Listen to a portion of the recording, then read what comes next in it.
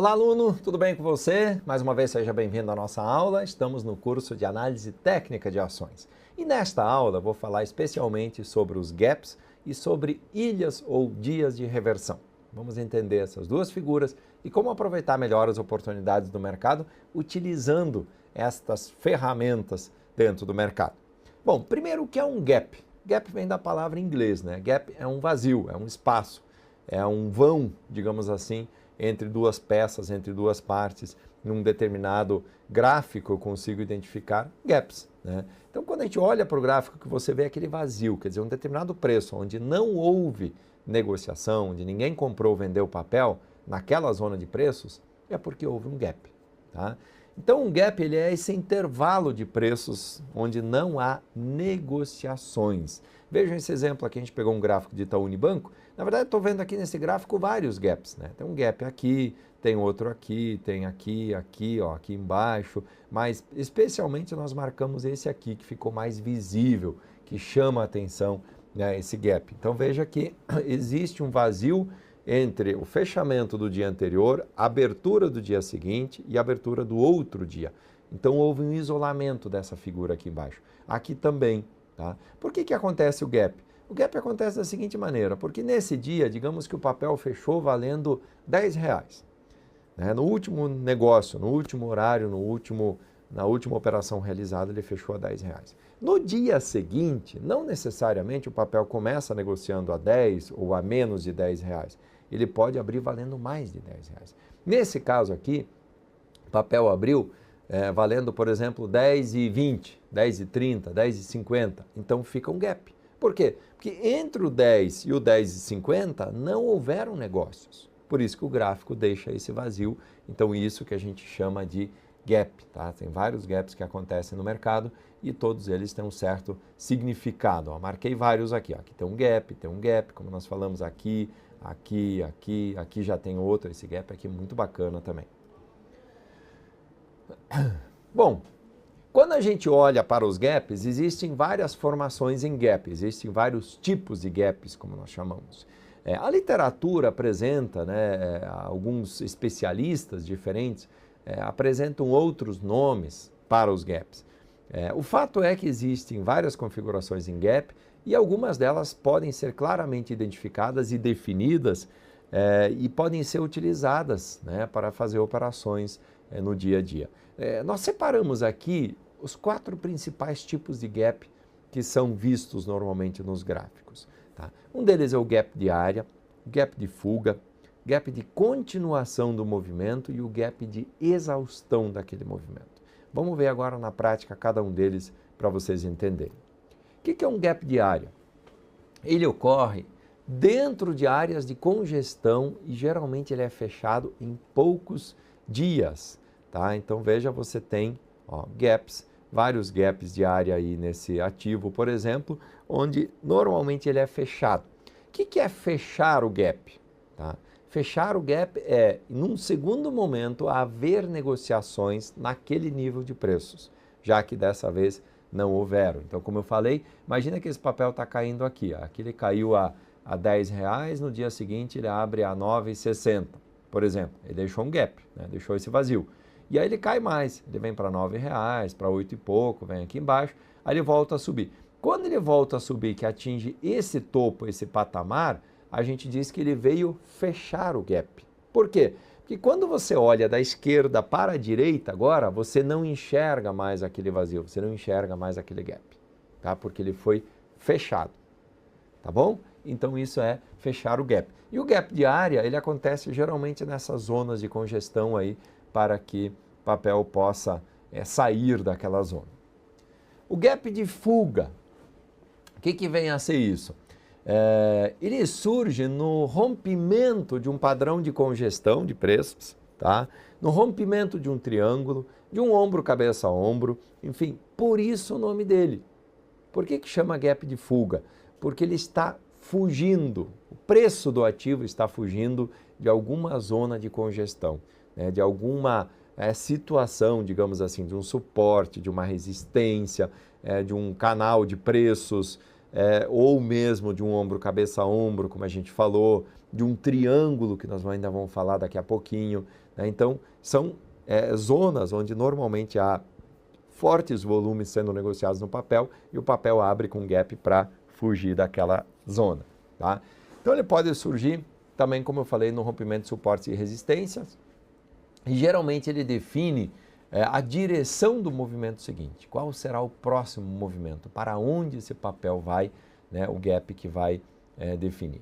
Então é um gap poderoso e normalmente acompanhado de volume. E quando ele tem bastante volume, quando o volume cresce no momento em que aparece esse gap, ele ganha mais força ainda. Quer dizer, ele é mais significativo, ele tem uma importância maior, né, e deve ser dado mais importância de fato a ele. Então, dificilmente esses gaps são fechados no curto prazo, mas normalmente eles tendem a ser fechados em algum momento. Olha o que aconteceu aqui. A gente tem um gráfico aqui da CESP, o papel vem numa tendência de alta, vai lateralizando, aí ele começa a cair, ele cai 2 dias, aí ele cai mais um tanto, faz um gap aqui, foge daquela zona, tá vendo aqui, que era o suporte do preço, abre já bem abaixo, tenta ainda se recuperar, volta a bater naquela linha que era aqui a linha de suporte e agora virou uma linha de resistência e depois cai e cai com muita força. Tá? Aqui embaixo ele faz um outro gap grande, que é um gap que a gente chama de gap de continuação, que é um gap no meio, né, de uma queda forte ou de uma alta forte que já está acontecendo. Gap de continuação, exatamente esse. A ocorrência dele é mais rara do que os anteriores, e não ocorre em conjunto de padrões, ocorre em rápidos avanços ou quedas dos ativos, né? Quando o papel anda com muita força. Ele acaba acontecendo em várias situações também, como naquele exemplo que eu mostrei para vocês lá. E o gap de exaustão, ele ocorre após uma tendência, ou seja, o papel está numa tendência de alta, ele faz um gap e aí começa a cair. Ou seja, se ele começa a cair logo após, é porque era um gap de exaustão, ele está perdendo força aquele movimento, foi aquele último suspiro, sabe? Aquela última força, aquela última pressão que aconteceu ali, depois disso perde força e acaba caindo, tá? Então não é seguida por novas altas numa tendência de alta e não é seguido por mais baixas numa tendência de baixa, tá? Então logo após esse gap acontecer, o gap de exaustão, o papel entra numa zona de congestão, tá? E o gap é fechado, então caracterizando-se como um gap de exaustão.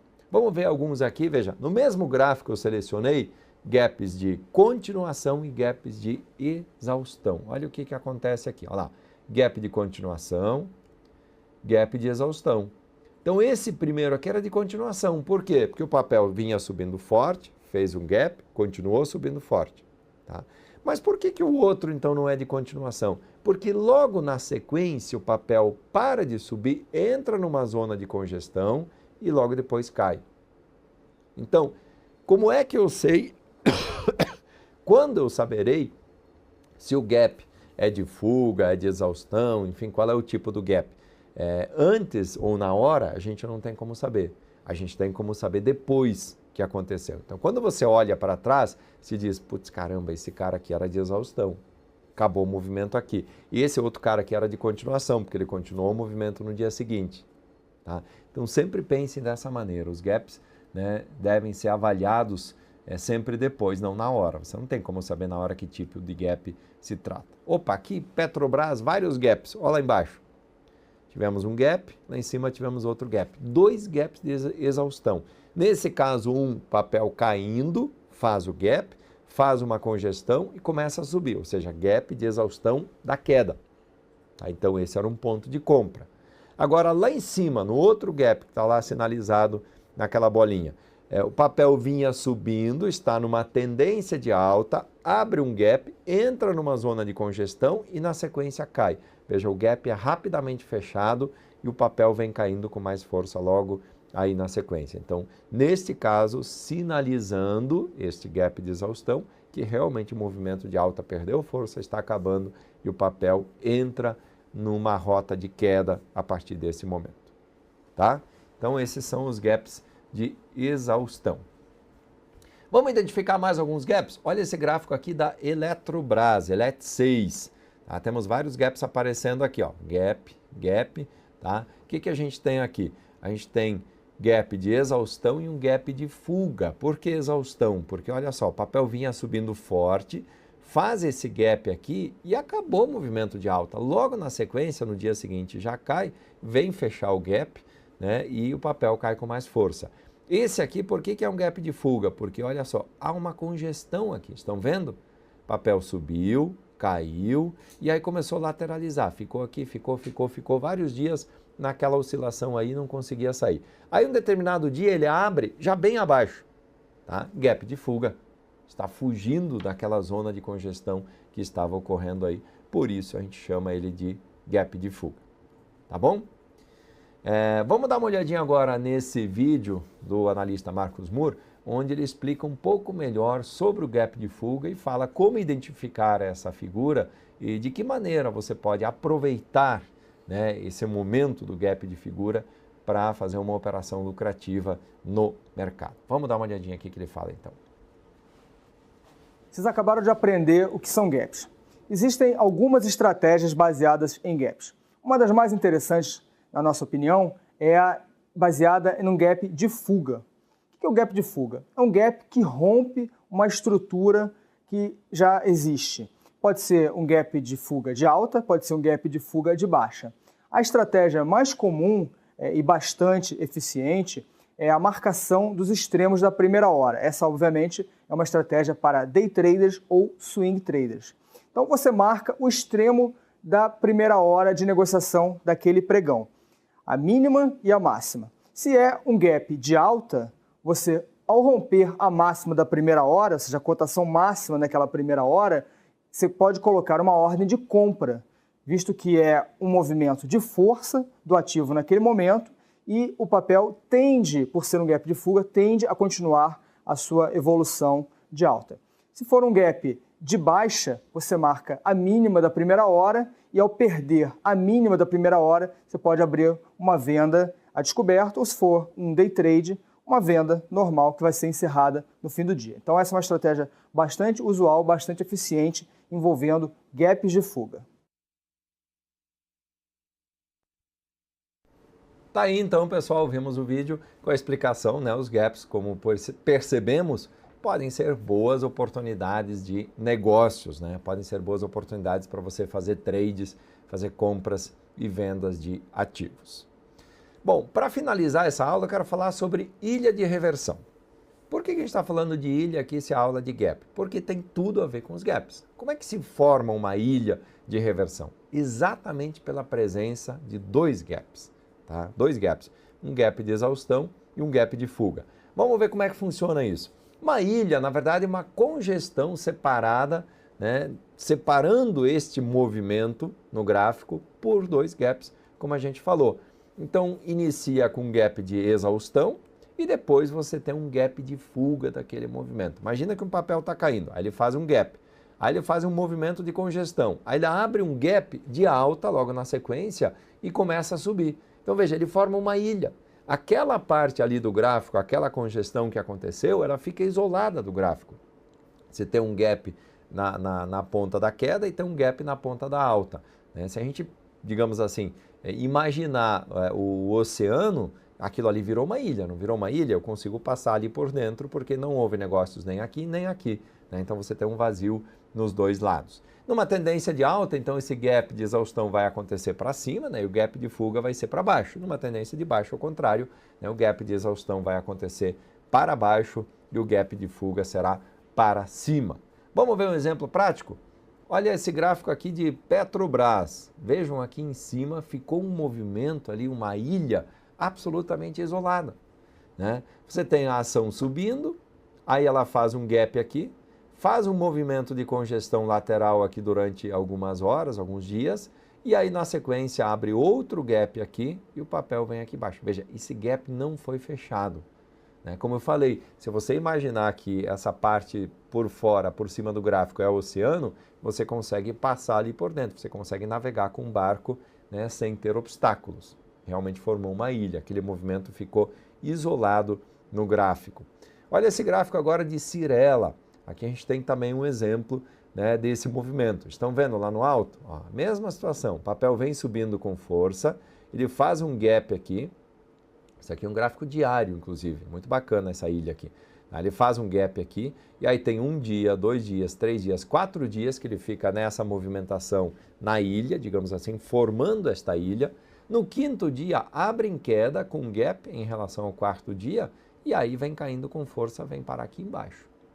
Tá? Então veja, isolou totalmente esse movimento, por isso nós chamamos isso de ilha. Tá? Aqui embaixo, até por sinal, se a gente olhar a continuação do movimento, veja que aqui teve outro gap. De novo, um gap de exaustão. O papel vem caindo com força por vários dias, cai, cai, cai, cai, abre com gap, faz mais um dia de queda e no dia seguinte sobe e já fecha aquele gap. É o famoso gap de exaustão que a gente acabou de falar. Mas aqui eu só estou chamando a atenção para essa figura, mas o mais importante, claro, é a ilha. Tá? Quando não existe uma congestão nesse movimento e apenas um único dia ilhado, a gente chama isso de ilha de reversão. Tá? Ou, aliás, a gente chama quando é um dia só de dia de reversão. Tá? Então, uma ilha é quando você tem vários candles naquele movimento. Um dia de reversão, quando você tem, por exemplo, num gráfico diário, um candle apenas que ficou lá isolado, que foi o que aconteceu aqui nesse gráfico de Itaú Unibanco. Olha só, esse gap aqui, ó, tem aqui um dia de queda, aí abre com gap, né? Aqui embaixo tem esse movimento do gap de exaustão.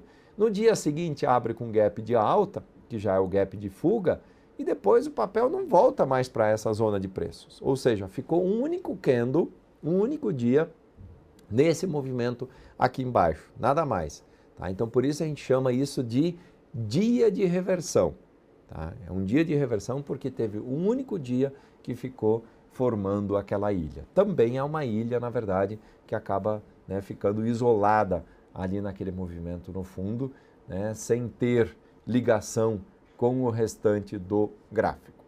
Tá bom? Então tá aí a explicação do gap, né, dos gaps em geral. Se vocês abrirem os gráficos, vocês identificarão vários gaps acontecendo durante as movimentações de quaisquer papéis. Alguns papéis têm mais gaps, outros têm menos, mas eles acontecem com uma certa frequência.